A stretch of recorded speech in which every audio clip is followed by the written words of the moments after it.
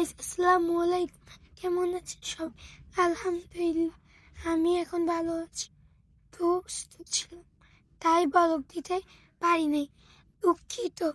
আব্বু বাজার আনার সময় কিছু ফল আনলো, তারপর আম্মু আজকে রান্না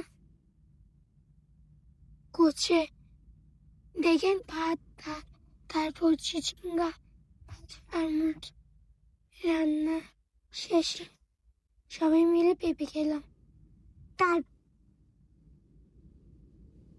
তারপর আব্বু বলছে পেয়ারা ভর্তা খাবে। তারপর